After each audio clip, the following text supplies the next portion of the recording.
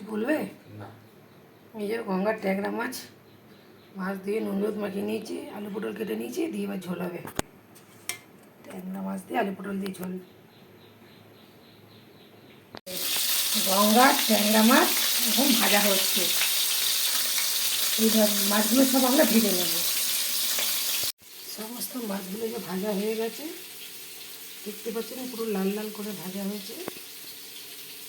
এরকম মাছ আপনারাও লাল লাল করে ভেজে নেবেন।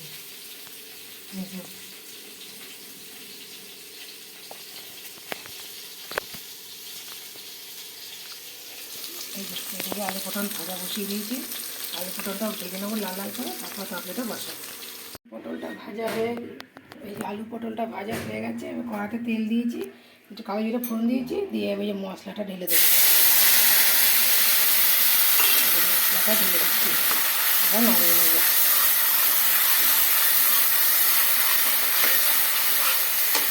মশলাটা কষানো হয়ে গেছে, এই যে আলু পটলটা এই যে ঢেলে দেবো,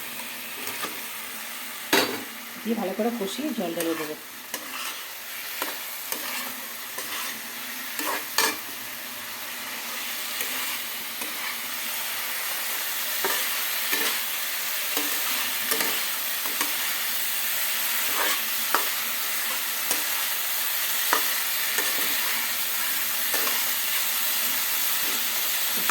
জল ঢেলে দেবো, পরিমাণ মতন জল দিয়ে দেবো।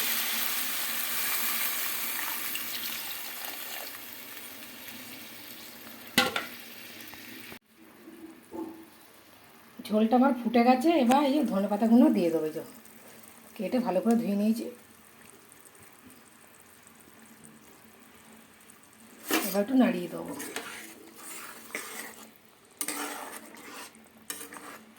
ঠিক আছে, পেলো সুন্দর হয়েছে।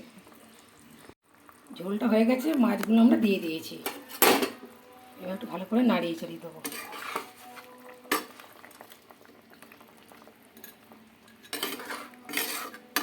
ব্যাস হয়ে গেছে আমাদের মাছের ঝোল।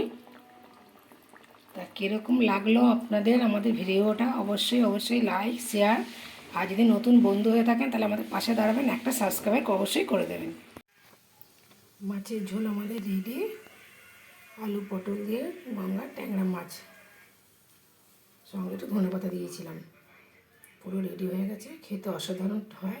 আপনারা বাড়িতে চেষ্টা করতে পারেন। এই যে সঙ্গে লাল শাক ভাজা, এদিকে বেগুন ভাজা আছে, আর গরম গরম ভাত।